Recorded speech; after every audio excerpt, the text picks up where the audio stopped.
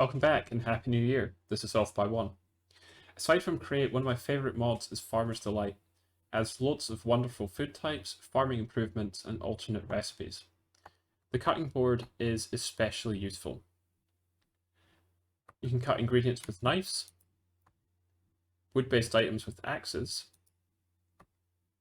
recycle leather, armor items, and saddles, I believe, with shears. And you can even turn quartz blocks back into quartz crystals with a pickaxe, among many other things.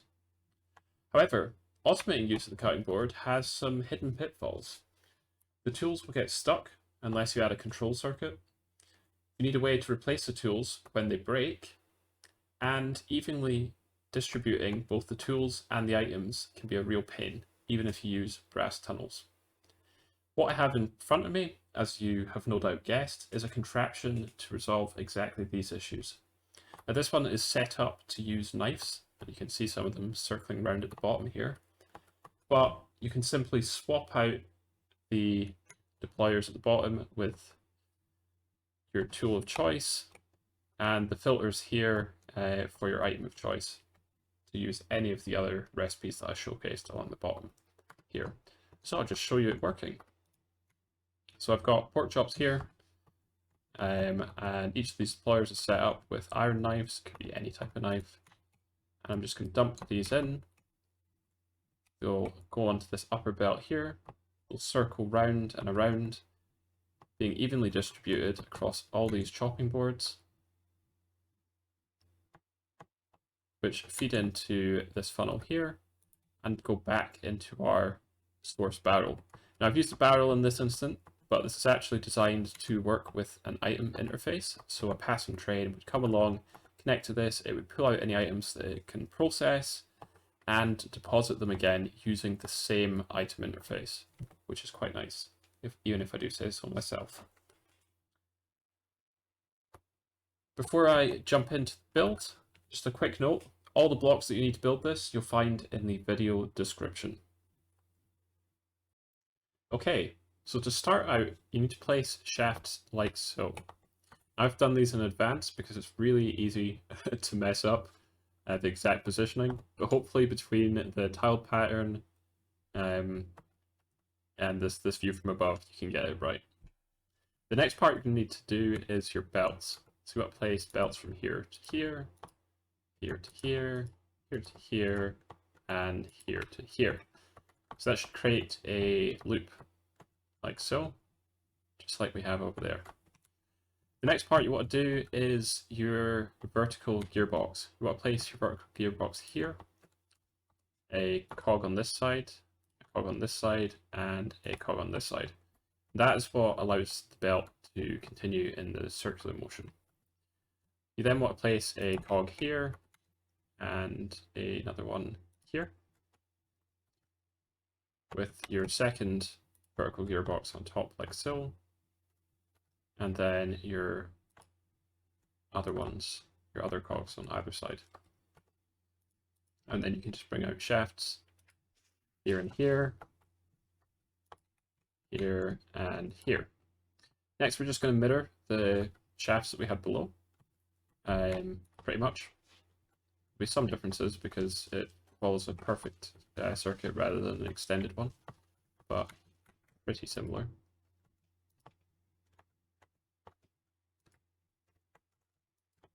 Like so. So it should look like that.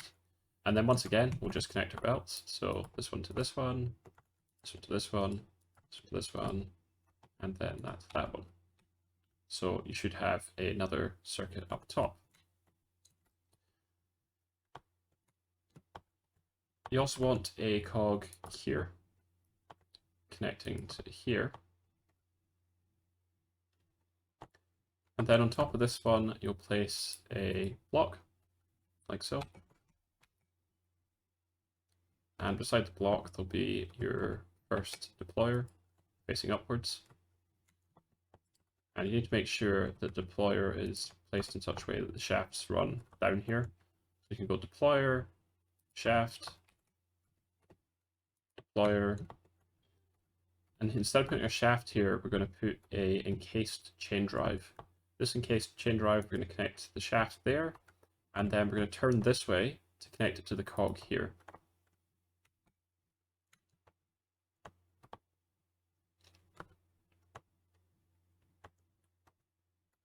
Next up, we will go back to our deployers. So we'll go deployer, shaft, and then our final deployer.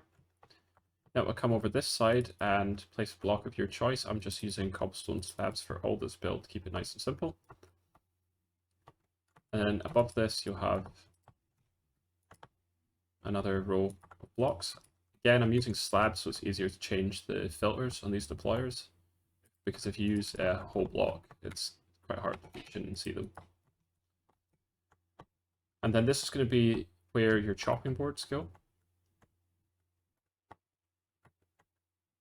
But before we get onto that, let's just place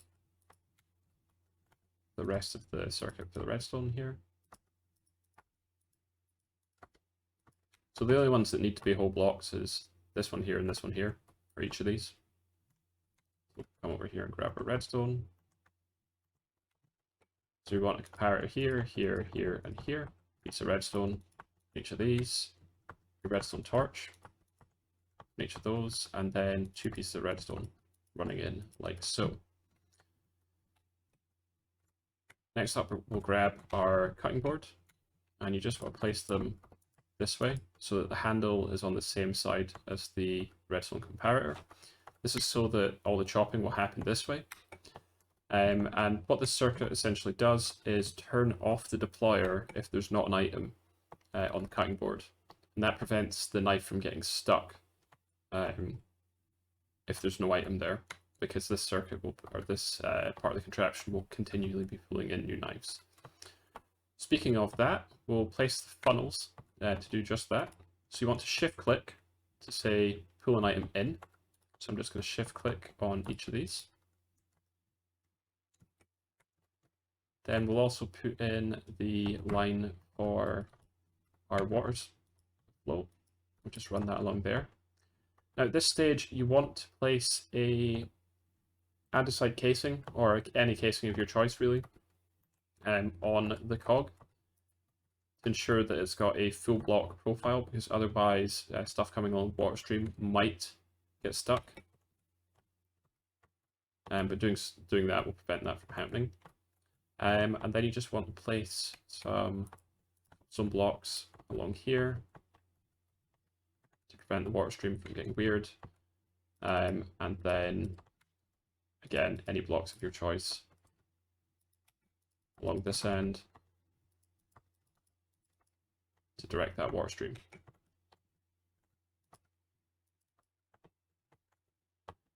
Now you can leave this one open because this is where our funnel is going to connect, but we'll do that in just a moment. Next up, we will grab our chutes. So you want to shift click to place it above that. There we have the chutes. And then we'll switch back to our andesite funnels. Again, shift clicking to say insert into, like so. And then at this point, you either grab a barrel or an item interface. So if you're going for your item interface, it would be there. Similarly, if you're going for the barrel, it would be here. And then from this, I'm just going to use the barrel in this example. From this, you want to grab your brass funnels. You want one of them going in here. So again, we shift clicked. And then you want one dropping out, so just a regular click, and one pulling out. Again, just a regular click. You then want to grab a shaft and just one up there, and then your fan as well. Now, the reason we don't just run this funnel straight into a belt and run the belt over the top is because if there's an item on the belt when this funnel tries to pull it out, the item will actually get stuck sitting on top of the funnel like that, and that will prevent more items from getting pulled out. But if we run a chute across the top of it, the items will get pushed into this chute. I know it doesn't look like it, but that's the way these work. it'll still pull items from below if they get added into the same block space it takes up. And then on top of that, you just want to place a block to ensure that nothing ends up sitting on top of the funnels. And then you want your final brass funnel connected here like so.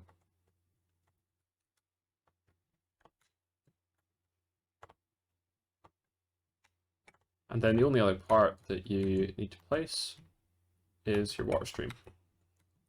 Place the water stream, oops, not there. Gotta watch out for that with half slabs. Place it on your solid block. There we go. Just check nothing broke. Nope, nothing broke. Let's put that back. And that should be it. Now to power this, you can power it from pretty much anywhere because it's all connected. But I like to do it from the back here, like so. So I'll connect this creative motor up, and all of these should basically rotate in a clockwise manner. So both the bottom and top ones are rotating clockwise, that's good. And then similarly, you should check to see that with your engineer's goggles, that this is set to items move upwards. If it says items move downwards, then the belts are probably turning in the wrong direction as well. As that isn't the case, it looks like we're fine. Then to check it's working, I've got some items that I prepared earlier. So again, if you want to set this up for multiple varieties of items, say you want like any type of axe, you can just use an item filter in here. I'm just going to use the axe itself to keep it simple. Like so. And then let's give it some axes. In fact, before we do that, let's find that was on there. Before we do that, let's set the filter here for the block that we want to pull out. So same exact thing applies. If you want to say, hey, here are a variety of items, use an item filter. But just for this demo, I'm just going to say use oak log specifically. So if I now give this a handful of axes. Okay, so we've got plenty of axes on the go here that will get pulled into our deployers as they need them. You can see that none of them are activating, even though they have an axe ready to go. And if we, oh, I didn't put a filter on that one, let's pop a filter on this one to make sure the logs don't get pulled down.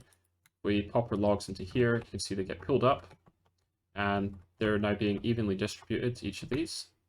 You can see logs appearing on these. I think it's actually going fast. Let's grab another. Let's go oak log.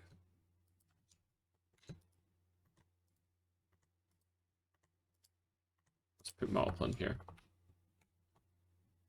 So we've got several stacks going round. This is keeping this nice and evenly fed.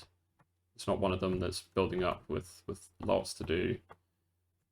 And they're being evenly distributed. And you can see that our sort of resultant items are slowly filling up here. As I mentioned, if you had this connected to an item interface, a sort of passing train would be able to pull and push items to this, which is perfect. And you could just as easily do this with knives, as I showed there, or shears, or pickaxes. Alright, that's everything from me today. If this video has been in any way useful, please drop it a like or a comment. This is still a small channel, and every little bit helps.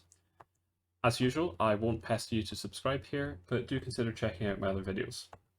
Thanks for watching, and I hope to see you again in the next one.